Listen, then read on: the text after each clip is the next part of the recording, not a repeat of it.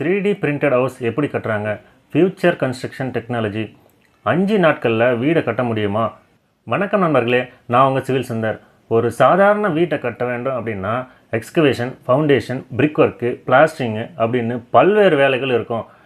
இதற்கு பல மாதங்கள் ஆகும். ஆனால் தற்போது உலகம் முழுவதும் கன்ஸ்ட்ரக்ஷன் இண்டஸ்ட்ரியில் மிக வேகமாக வளர்ந்து வர ஒரு டெக்னாலஜி தான் 3D printed house construction.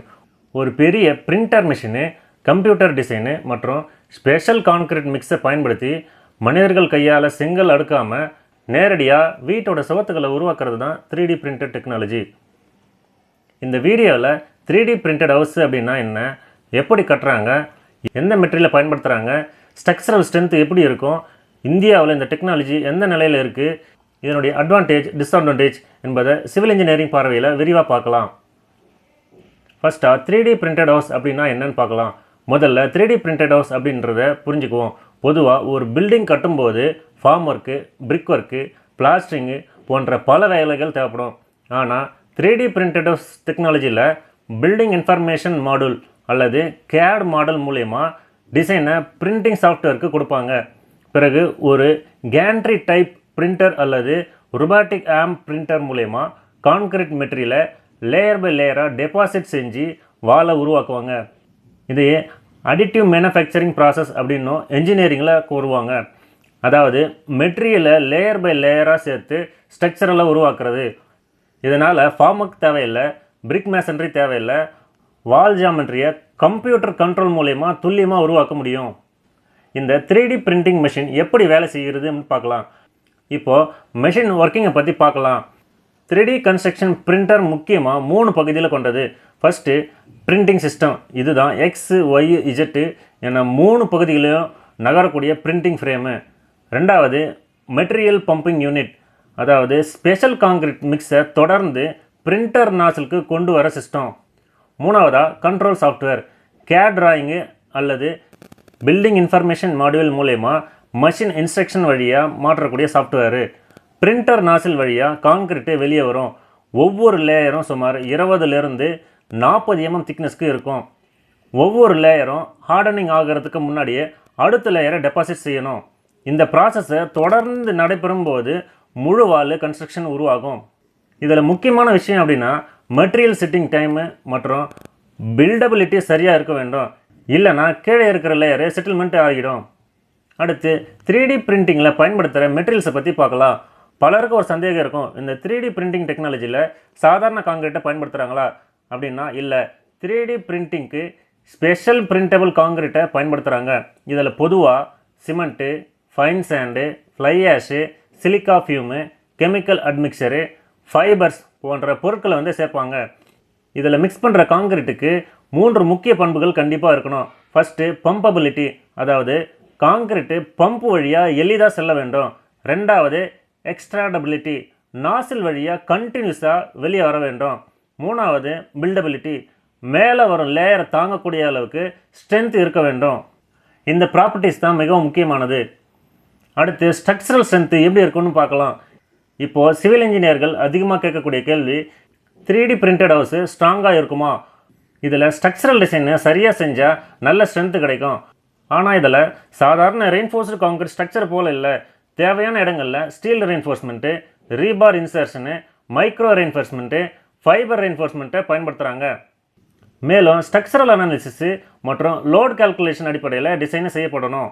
Wind load, dead load, live load, seismic load போன்ற டிசைன் ஸ்டேஜ் வைஸில் அனாலிசிஸ் பண்ணணும். அதனால் என்ஜினியரிங் ஸ்டாண்டர்டை பின்பற்றினா தான் பாதுகாப்பான கட்டுமானத்தை உருவாக்க முடியும். அடுத்து முக்கியமாக இந்தியாவில் 3D printed கன்ஸ்ட்ரக்ஷன் எப்படி இருக்குன்னு பார்க்கலாம். இந்த டெக்னாலஜி இந்தியாவில் வளர்ந்து வர்ற டெக்னாலஜி. ஐஐடி மெட்ராஸ் ஆதரவில் உருவான டெவாஸ்டா நிறுவனம் இந்தியாவில் முதல் 3D printed ஹவுஸை உருவாக்கியிருக்காங்க. மேலும் சில government projects, affordable housing plan ப்ராஜெக்ட்ஸ்லையும் இந்த டெக்னாலஜியை பயன்படுத்த ஆரம்பிச்சிருக்காங்க. ஸ்மார்ட் சிட்டிஸு மற்றும் மாஸ் ஹவுஸ் கன்ஸ்ட்ரக்ஷன் ப்ராஜெக்ட்டுங்களில் எதிர்காலத்தில் இதனுடைய பயன்பாடு அதிகரிக்கலாம். இதனுடைய அட்வான்டேஜை பார்த்தோம்னா, ஃபஸ்ட்டு கன்ஸ்ட்ரக்ஷன் ஸ்பீடு, வேலையை வேகமாக செய்ய முடியும். ரெடியூசிங் லேபர் ரெக்குயர்மெண்ட்டு, தொழிலாளர்களுடைய தேவை ரொம்ப குறைவு.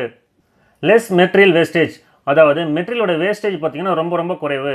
முக்கியமாக டைமென்ஷன் வைஸில் அக்யூரஸியை வந்து அதிகமாக நம்ம எதிர்பார்க்கலாம். அடுத்து காம்ப்ளெக்ஸ் ஷேப்புகளை ஆர்கிடெக்சரல் ஃபார்ம் மூலயமா எளிதாக உருவாக்கலாம். அதாவது கர்வ்டு வால்ஸில் எளிதாக வந்து உருவாக்கலாம்.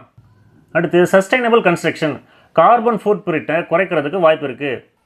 அடுத்து இதனுடைய லிமிட்டேஷன்ஸ் அண்டு சேலஞ்சஸ்ன்னு பார்த்தோம்னா இனிஷியல் காஸ்ட் இன்வெஸ்ட்மெண்ட்டு அதிகம், அதாவது மெஷினோட காஸ்ட்டு ரொம்ப அதிகம். ஸ்கில்டு ஆப்ரேட்டர் வந்து கண்டிப்பாக தேவை.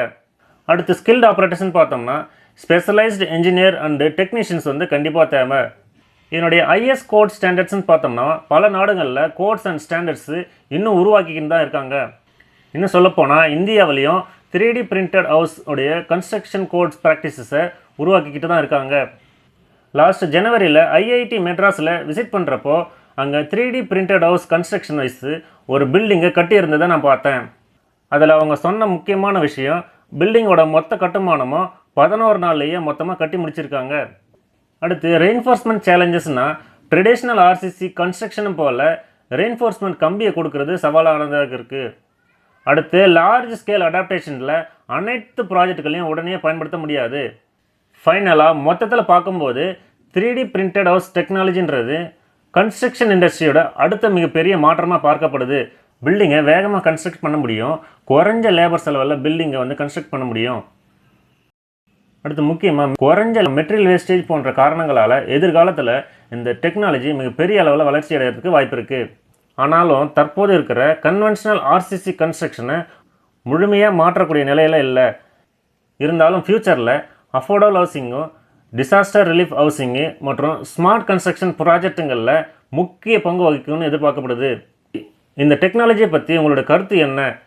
இந்த மாதிரி சிவில் இன்ஜினியரிங் மற்றும் கன்ஸ்ட்ரக்ஷன் டெக்னாலஜி தொடர்பான வீடியோக்களை தொடர்ந்து பார்க்க சிவில் சுந்தர் சேனலை சப்ஸ்கிரைப் பண்ணுங்கள். நன்றி. மேலும் உங்களுக்கு கட்டுமானம் சம்பந்தமான பிளானு, டிசைனு, கன்ஸ்ட்ரக்ஷனு, கான்ட்ராக்டரிங்கு போன்ற தேவைகளுக்கு கீழே இருக்கிற வாட்ஸ்அப் நம்பரை கான்டாக்ட் பண்ணுங்கள். மேலும் இது மாதிரியான லேட்டஸ்ட் கன்ஸ்ட்ரக்ஷன் டெக்னிக்ஸ்களை தெரிஞ்சுக்கிறதுக்கு கீழே இருக்கிற நம்ம வாட்ஸ்அப் சேனல் மற்றும் டெலிகிராம் சேனலோடு இணைஞ்சிருங்க. மேலும் இது மாதிரியான லேட்டஸ்ட் கன்ஸ்ட்ரக்ஷன் டெக்னிக்ஸ் சம்மந்தமான நியூஸுகளை தெரிஞ்சுக்கிறதுக்கு civilsundar.in வெப்சைட்டில் படித்து நீங்கள் தெரிஞ்சுக்கலாம். அதனுடைய லிங்க்கை டிஸ்கிரிப்ஷனில் கொடுக்குறேன். தேங்க்யூ.